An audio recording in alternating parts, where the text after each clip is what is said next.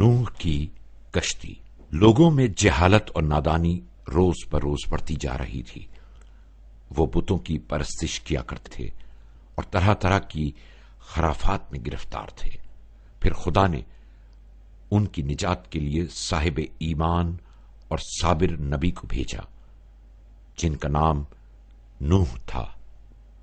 حضرت نوح علیہ السلام نے لوگوں کو بت پرستی چھوڑنے اور صرف ایک خدا کی عبادت کرنے کی دعوت دی۔ وہ صبر و استقامت کے ساتھ دن رات انہیں سمجھاتے رہے اور مختلف طریقوں سے انہیں خدا کی وحدانیت پر ایمان لانے کی دعوت دیتے رہے، لیکن حضرت نوح کی تمام دلیلیں بیکار گئیں اور ان کی پیاری باتوں کا کافروں پر کوئی اثر نہ ہوا، بلکہ ان کی سرکشی اور نافرمانی بڑھتی گئی، یہاں تک کہ ایک مرتبہ انہوں نے حضرت نوح کو خوب مارا اور بے ہوش کر دیا۔ جب اللہ کے یہ صابر نبی ہوش میں آئے تو بد دعا کرنے کے بجائے دعا کی، خدایا مجھے اور میری قوم کو بخش دے کیونکہ وہ نادان ہیں۔ اس کے بعد بھی حضرت نوح لوگوں کو جہنم کی آگ سے نجات دلانے کی کوشش کرتے رہے، لیکن چند افراد کے علاوہ کوئی بھی ایمان نہ لایا۔ 950 سال تک تبلیغ کرنے کے بعد جب حضرت نوح علیہ السلام مکمل طور پر لوگوں کی ہدایت سے مایوس ہو گئے تو خدا نے حضرت نوح علیہ السلام پر وحی نازل کی، سوائے ان کے جو ایمان لا چکے ہیں اب تمہاری قوم میں سے کوئی ایمان نہ لائے گا، لہذا تم ان کے افعال سے رنجیدہ نہ ہو۔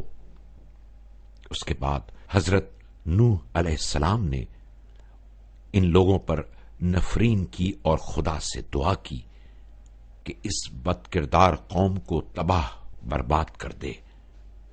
اللہ تعالی نے اپنے نبی کی دعا کو قبول کیا اور حضرت نوح علیہ السلام کو حکم دیا کہ ایک بڑی کشتی تیار کریں۔ حضرت نوح علیہ السلام نے کشتی کا سامان اور اوزار جمع کیے اور شہر سے باہر کشتی کی تیاری شروع کر دی۔ جب مشرکوں نے حضرت نوح علیہ السلام کو خشکی میں کشتی بناتے دیکھا تو ان کے پاس آ کر خوب مذاق اڑایا۔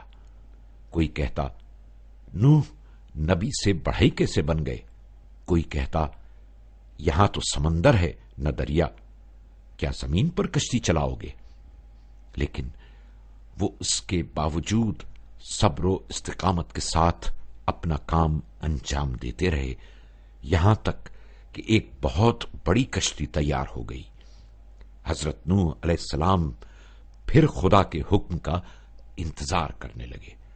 خدا نے فرمان جاری کیا، صاحب ایمان کو کشتی میں سوار کر دو۔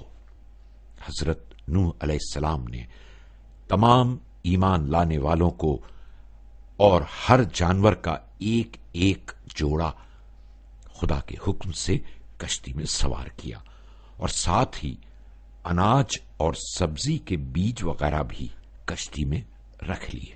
اس کے بعد اپنی اپنی مخصوص جگہوں پر بیٹھ گئے اور خدا کے عذاب کا انتظار کرنے لگے، اور پھر عذاب کی علامتیں ظاہر ہونا شروع ہوئی۔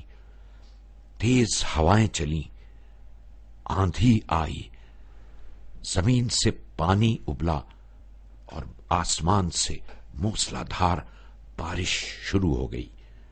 کچھ ہی دیر میں ہر طرف پانی ہی پانی نظر آنے لگا اور لوگ ڈوبنے لگے، صرف حضرت نوح کی کشتی میں سوار با ایمان افراد اور جانور محفوظ تھے۔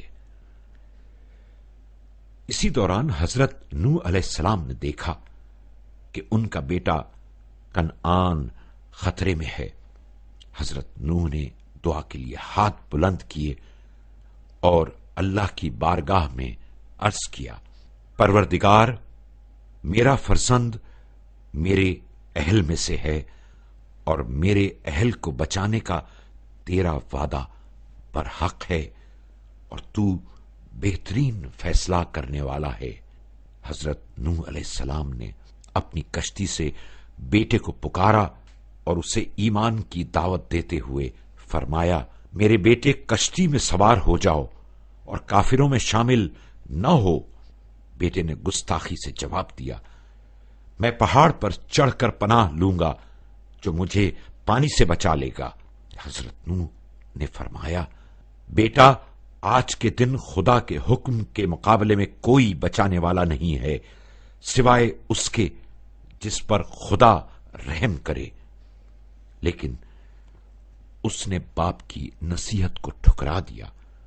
اس طرح نافرمان بیٹا اپنی سزا کو پہنچا اور ڈوب گیا۔ پانی خدا کی ایک عظیم نعمت ہے، لیکن اس دن یہ پانی برے انسانوں اور کافروں کے لیے عذاب بن گیا تھا۔ اس دن برے لوگوں میں سے کوئی بھی محفوظ نہ تھا، کیونکہ آج وہ اپنے برے اعمال کی سزا بھگت رہے تھے۔ جب حضرت نوح نے دیکھا کہ تمام کافر ہلاک ہو چکے ہیں تو آپ نے ایک کبوتر کشتی سے باہر اڑا دیا۔ چند روز بعد کبوتر کسی درخت کی ایک شاخ اپنے منہ میں دبائے واپس آیا تو سب سمجھ گئے کہ خشکی نزدیک ہے۔ اس طرح اللہ تعالی نے صاحب ایمان کو نجات دی اور ظالم قوم اپنے انجام کو پہنچی۔ اب خدا کا فرمان جاری ہوا، اے زمین اپنا پانی جذب کر لے اور اے آسمان برسنے سے رک جا۔